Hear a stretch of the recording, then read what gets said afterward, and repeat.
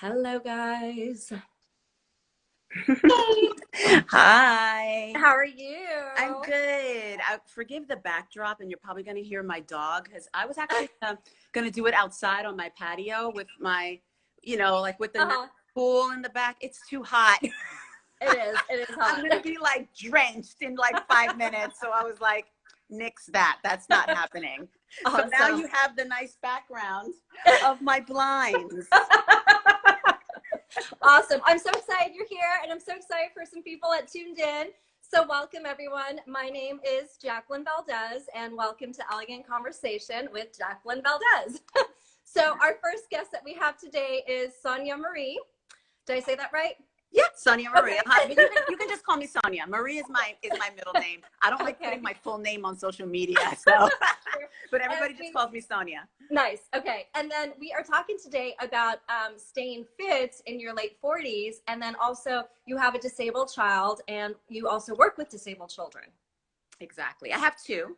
Okay. I have my 16-year-old. He's actually right next to me making himself breakfast. Okay.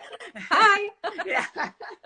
He's he's a high school kid, typical honor student. He's a great kid. He doesn't give me any problems whatsoever. Okay. My youngest is he has autism. He's nonverbal. He's 11. Wow. So yeah, so he's definitely, a handful, but at the same time, he's the sweetest child. He understands everything, even though he can't verbalize, but he understands everything that we say to him. Right. And he's making strides every day because I focus a lot on healthy, holistic living, and that's actually what has helped him a lot. So a lot of people don't know or don't understand that you can actually recover children from autism to the best of their ability. Wow. There are some people that have recovered their children 100%. Actually, one of my friends, she recovered her son 100%. Everybody is different. You can't expect that from everybody. Like, obviously, my son is 11 years old and he's still nonverbal. But that doesn't stop me from continuing to try to help him to be as self-independent as he possibly can. So that when he's an adult, he could fend for himself for the most part. That's the goal. Wow. So when you say recovered, it's not cured. It's just to the best of their ability. Right. I'm not going to use the word cured because it really just depends on the child. But when I say recovered, I mean that, he used to be like in his own little world, not cognizant of anything that was going on around him. Once I started focusing on cleaning up his diet, removing certain things. What a lot of people don't understand is that literally you are what you eat. You are what you eat. Yeah. So if you're filling yourself with processed foods and gluten and dairy and everything, that's not going to help the situation. Yeah. So when I started really focusing on what I could do to help improve his from the inside out. Yeah. Right. I always attack it. You actually said it. You hit the nail on the head. That's exactly how I approach his autism. Wow. I treat it as medical. I don't treat it as behavioral. I treat it as medical, and I try to heal him from the inside out. And that's what's helped. That's what's helped for many children, but specifically for my son. So once I started cleaning up his diet, removing processed foods, removing gluten. What else? Dairy. Yeah, removing grains. Dairy. Are you are you plant-based? Do you do keto? Do you do? Not for him, but what I do is for him, I don't go too crazy. I probably, to tell you the truth, I need to. I do. I feel you. I do need to. But what I do is I remove gluten and I remove dairy, and I try to do as much organic foods and vegetables for him as I possibly can. He actually he's a good eater. A lot of children with autism are very picky. He actually is on the opposite end of that. He actually likes to eat a lot of things, and he loves protein. Okay. So, yeah, he loves protein. Like give him a roasted chicken, steak. The only thing he's not crazy about is fish, but chicken, roasted chicken, a nice, even like we're Latina, so I'm Latina, so roasted pork pernil, like he loves anything roasted. Yeah. He wants it. So, so I just limit gluten and dairy processed foods, dyes, sugar. Yeah. So like everything that he drinks is watered down completely. Like I'll give him literally like this much juice, and the rest of his cup is filled with water. So that's so interesting, because that's kind of the diet that I'm now starting to try to follow, because I have autoimmune issues, and I just recently had a really rough year of in and out of the hospital I've been, which a lot of people don't really know, but I have Sjogren's and fibro. And so same thing, I'm really trying to cut the dairy out, trying to cut the gluten out, doing the water because I get dehydrated very easily, and trying to drink like this much of the juice or soda and then the rest water. Right. Yeah. So once I started really learning about what you're putting inside your body, and also I realized that I learned that a lot of autistic children have their guts are not healthy. Okay. And so that's the reason why you want to treat it from the inside out, because your gut is your second brain, basically. So if your gut isn't functioning properly, it's going to give you a whole slew of problems. So once you start healing your gut, a lot of things start healing as well. Wow. You have to start there. Right. So I started there. I took a specialized pediatrician that focuses on helping children specifically with autism, ADHD, Down syndrome, whatever. And we did extensive blood work to try to find out what was going on inside of him. So basically it consists of clean diet. I do a lot of supplements with him to help him to focus, I was and to build up his immunity. And also detoxing him, because unfortunately his body was filled with a lot of heavy metals. So, and that's what was attacking his brain, and and how he regressed into autism. So a lot of people tend to think that autism is genetic. It's not genetic. I wondered about that too. It's not genetic. It's epigenetics. So he was not born that way. He regressed into autism. I was going to ask, did you know before he was born, and you could prepare, or did you just pretty much, it was kind of like in the later years, and then you kind of all got thrown in it together? And he was definitely reaching his, he was born, perfect, little boy, reaching all of his milestones and everything like that.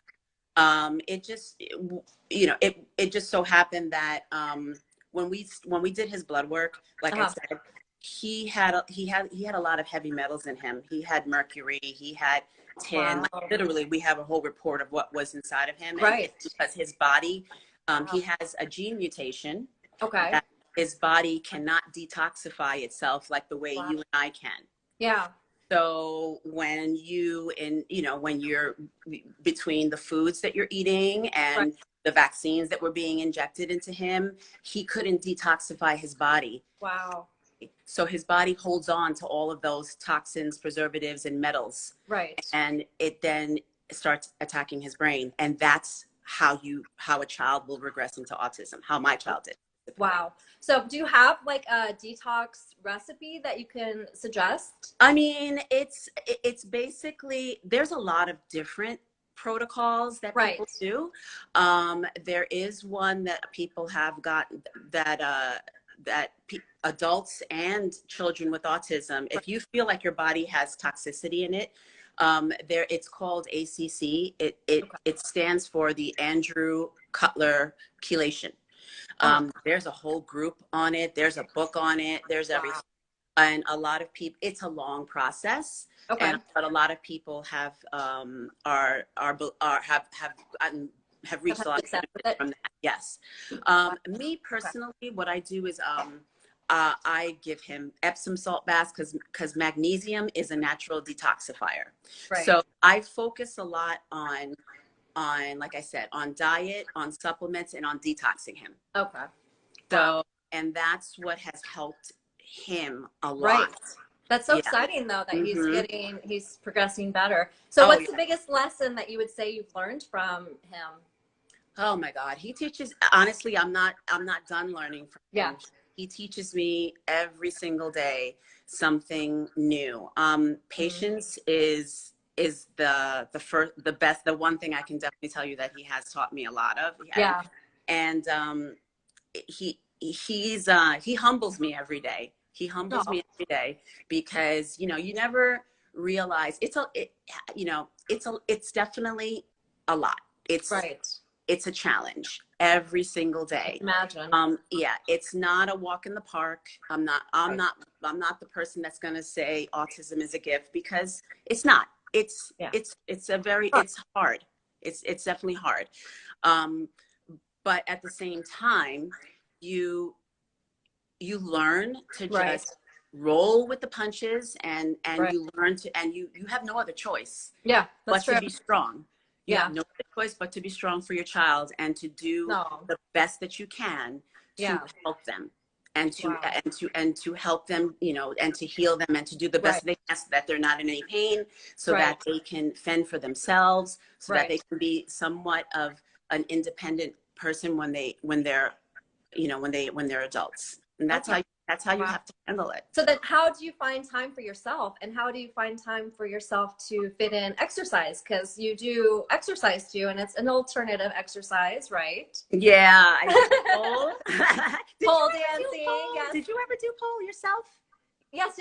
I teach pole. My studio, I have pole dancing. Oh, I thought you were yoga only at like. Yeah, no. And then I competed with PSO and Florida pole. Oh, okay. Yeah, so some of you might not know, but I do pole dancing also. And that's kind of how we met, was through the pole industry. And so, yeah. So, I do pole, I do lyra. Oh, wow. I do silks. Silks is like I'm not great at it. Yeah, silks is interesting. I like doing more of like choreography and dancing. So for me, it was a lot of climbing and tricks. So I'm kind of the opposite. I just like to flutter. Yeah, silks, I find it's hard. I have a love-hate relationship with silks. I think it's so pretty, but it's the hardest apparatus that I've been on. So pole is definitely my first love. Yeah. And lyra. And then 2 weeks ago, I did trapeze. That was fun. My God. That's scary. Really scary. Wow. That was really scary. But it was the scary that was like, it's not like I wanted to stop. Right. But I was petrified up there. Like about when you're about to just take off. Yeah. I was petrified. But I did it with 2 friends. And I would totally do it again. Yeah, I would do it again. Because there was that one trick I couldn't get when you hang from your knees. Oh my God! You let go, and then you have to catch the other. Yeah. You switch to the next partner. Yes, and you do switch.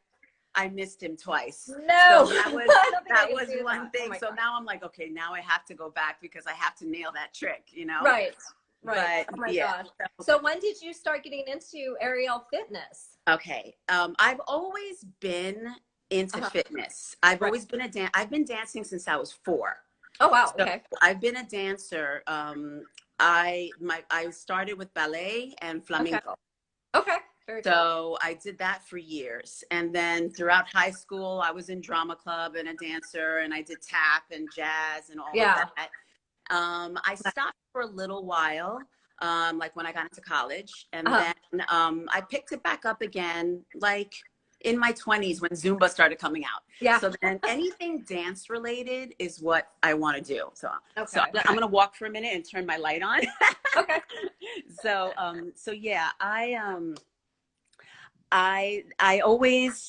I'm big into exercise that has to do with any type of cardio or dance, if it has a dance background.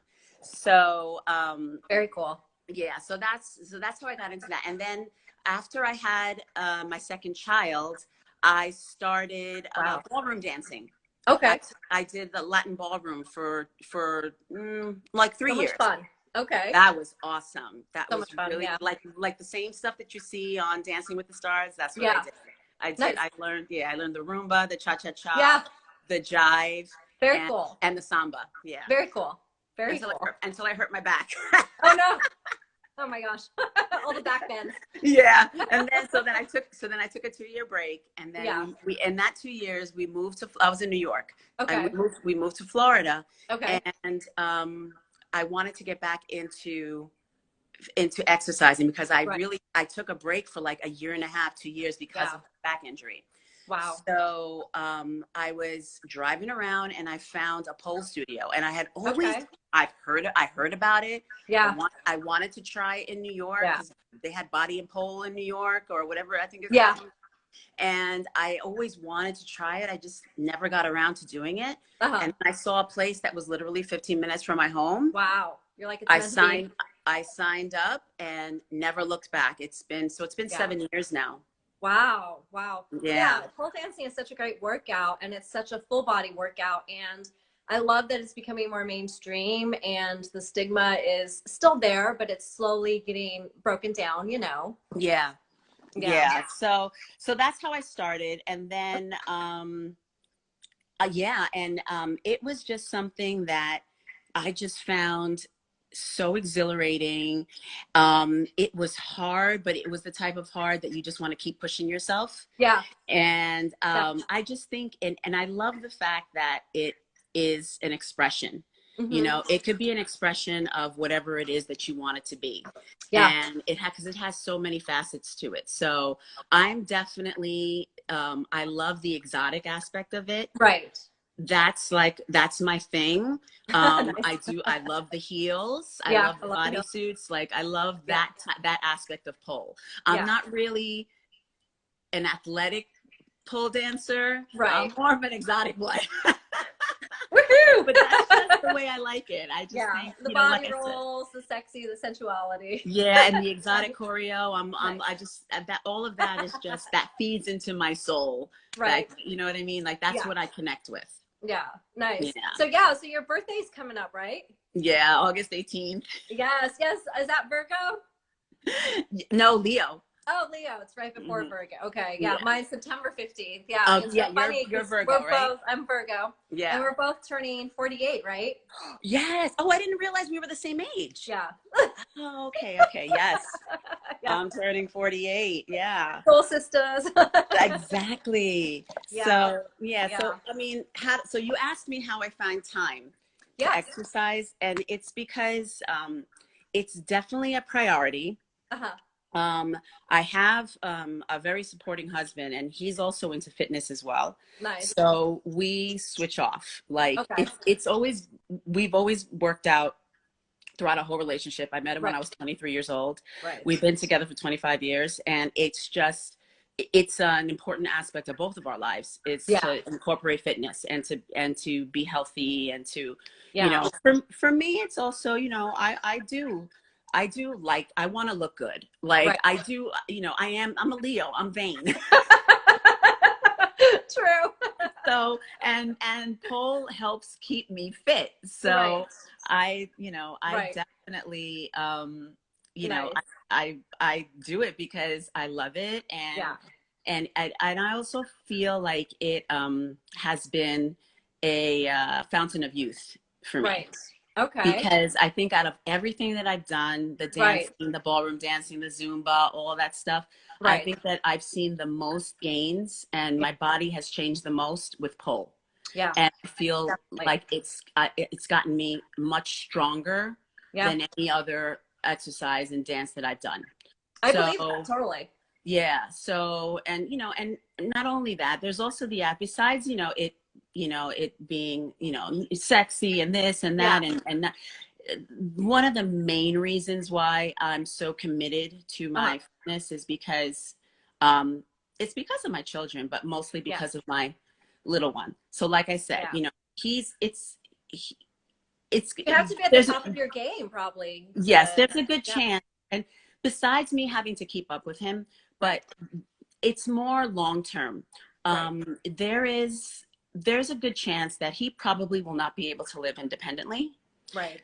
You know, I'm trying to get him there, but you know, there's a good chance that, you know, he might not be able to. And I need to live as long as I possibly can. Yeah. So is it a difficult thought? It is. But the thing is that, you know, that's my reality. Yeah. That's my reality. You know, I don't, you know, I have to worry about who's going to take care of him. You know what I mean? Yeah. And, you know, we both do. My husband and I both do. Yes, you know, he has an older brother. Yes, his older brother will help. But you know what? We also need to keep ourselves healthy so that we live as long as we possibly can, so that we can take care of him. So, so that is huge motivation. That's our motivation, is to stay on top of our health game, so that we will be here for our children. Yeah. And especially for my youngest, who can't really fend for himself yet. Yeah. So I literally, I can't die. Like I need whatever is going to reverse the hands of time. Right. That's what I'm doing. So that's really, that's what it comes down. So you live a holistic life. You do juicing, you do supplements, you do exercising, pole dancing, aerial stuff. You also eat a healthy diet. Don't do as much as I can. Everything in moderation. Don't get me wrong. Do you do acupuncture or chiropractic care too? Yes, I do. I do. I'm a big believer. I haven't done acupuncture in a couple of years. Right. But I loved it when I was doing it. But I go to my chiropractor at least, you know, I see him once a month just to get my my adjustments in, especially because of the way of the exercising that we do. Right. You know, I'm always tweaking. A lot of times it misaligns me. Yeah. So, and it's so funny when he knows exactly like the workouts I do. And I remember when I used to come in and be like, well, I kind of tweaked this. And he's like, how'd you do that? And I was like, well, I was hanging upside down. And he'd be like, Sonja, what are you doing? Right. So now he doesn't even ask me. He's like, what do you need? Right. Let's put that back in. And then you've also been doing some stuff on TikTok lately too, right? Oh yeah. You know, I forgot to give you my TikTok to put in the thing. I'm obsessed with TikTok. I love it. So to be honest with TikTok? It's because, you know what it is? When I think a lot of people joined because of quarantine. Yeah. And I literally was like, I heard about it. It was like in March when everything was just happening and everybody was bored. So I was like, you know what? Let me see what this TikTok is about. So I joined, and because I saw a couple of our pole friends that were on, and I'm like, you know what? All right, let me go on and let me see what this TikTok. Girl. Yeah, I'm late to the game. I need to get on TikTok. Everyone has been telling me get on there and do something. It's just fun. It's fun. Yeah. And let me tell you, with the gyms closing for quarantine, that's how I got my cardio in. And that's how I got my workouts in. Because I was doing all the TikTok, the dance challenges. Ah, that's smart. I like that. Good tip. I was doing TikTok so people know, so they can look for you. It's Mermaid Pole Girl. Okay. Yeah, Mermaid Pole Girl. Nice. So I don't put my real name on any social media. Who is she? She's a mystery girl. So what's one thing that you want people to remember you by? I'm gonna say my heart. I feel like I do have, you know, a kind heart, and I try to be empathetic to everybody that's around me. You know, I try to put myself in other people's shoes to, you know, I don't just assume that I know, like, you know, that I know somebody or whatever. I really try to get to know people. Right. And I always try to put myself in another person's shoes so that I could relate to what they're going through. Because like I said, you know, when you have a child with special needs, like I told you, it's a very humbling experience. Yeah. And if anything, he has taught me empathy. Yeah. He has taught me like, don't judge a book by its cover. He's taught me so much, and he's humbled me so much that that's what I would want people to remember. Oh, I love it. I wish I could talk to you all day. Well, thank you. Yes, thank you for being a part of the show. It's been so much fun, and it's been so wonderful. Was there anything else that you wanted the viewers to know before we head off? Let me see. I mean, we covered everything.